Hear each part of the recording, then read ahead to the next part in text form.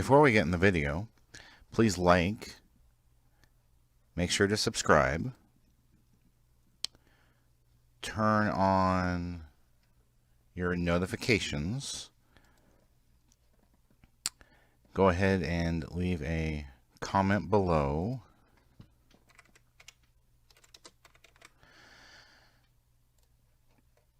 and click on the How You Can Help, which brings up the Family Friendly Game website and gives you lots of ideas how you can help us. Thank you. First topic.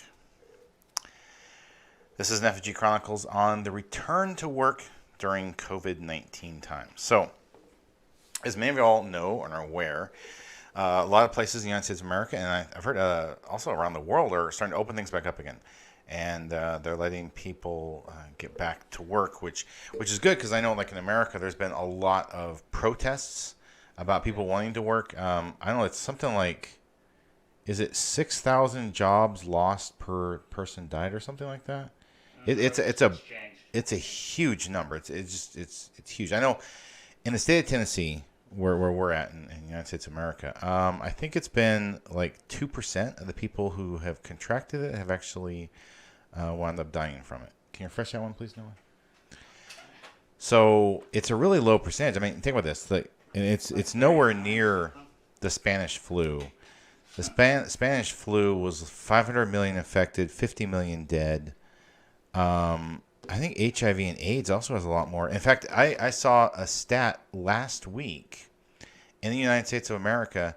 It was like 51,000 people had died from the regular flu, and 24,000 people had died from COVID at that point in time. So it's not a current number, but not confirmed what it comes from. So it's kind of interesting that on a 2-to-1 ratio, the flu in the United States is killing more people than COVID-19, and COVID-19 had locked down the country. In fact, in Memphis, we're still in essence locked down until May 5th. In essence, although it's kind of confusing, because different people have different definitions of what is essential and what isn't essential. A lot of people are like, well, getting a haircut's essential, and there's been a lot of hairdressers like, we can bring in one customer at a time by appointment, clean afterwards, we'll be fine, it'll be safe. Some states are allowing that, some aren't. In fact, I think some areas of our state are allowing more things open, some are not. So we're in Shelby County, the county we're in. A lot more people have gotten infected. A lot more people, I think. Third of the cases in the state. Let's go. Yeah, Pierce is the third of the cases in the state are in Shelby County. Wasn't it number 5 in crime? Do we have the most deaths in the state too, as well? We have No. a third of the cases, obviously. Okay. New York. Well, but I mean, more. it's been like 2% of the people die who've been infected, so it's a real low percentage. They're leaving out New York, though. Very, very low. And I love it if they confirmed to be linked to it. yeah, and the other thing is we still don't have a testing of a lot of people to really understand how many people have got it and have a natural immunity and don't ever manifest any kind of symptoms.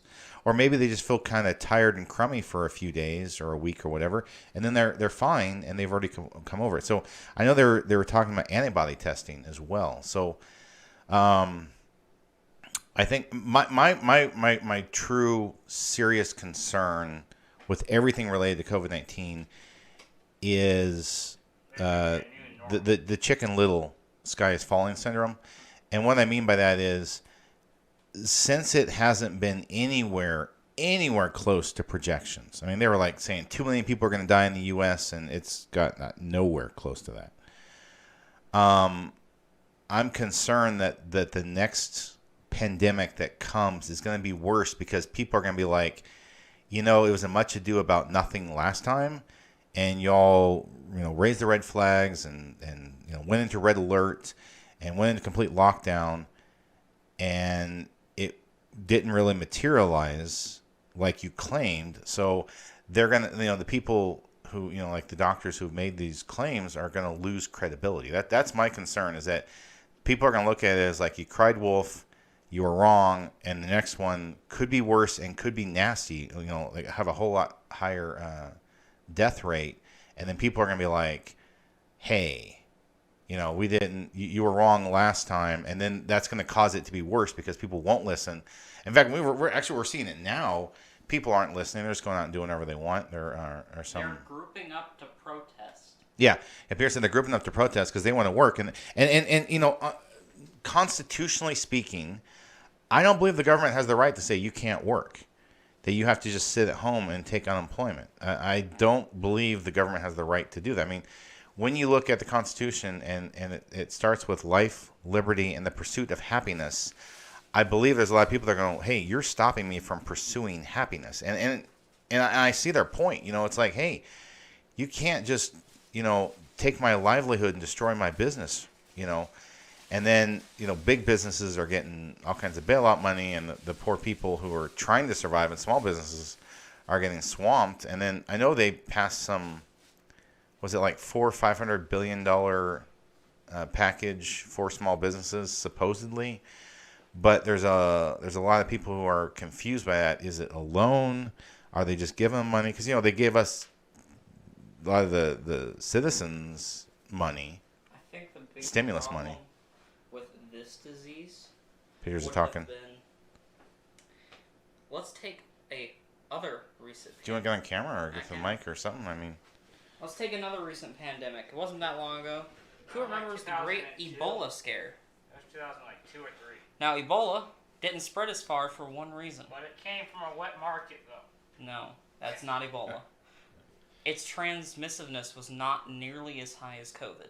yeah, from what I heard. So, if we were to take the symptoms of something like Ebola, which is absolutely awful and has a huge mortality rate. Yeah, and then give it and then the it was COVID to get the transmission. COVID transmission, that's what they were afraid of. They were afraid it was going to evolve into that. Yeah. They were afraid it was going to mutate and become something similar, which would have led to those projected deaths. Right. So, the good news is it didn't turn out as bad. Yet. A lot of people are starting to go back to work. We can't quite yet. We're close. I believe. I think it's going to be my guess is mid to late May, they'll open up our area, just based on hopefully they finally bring cases down.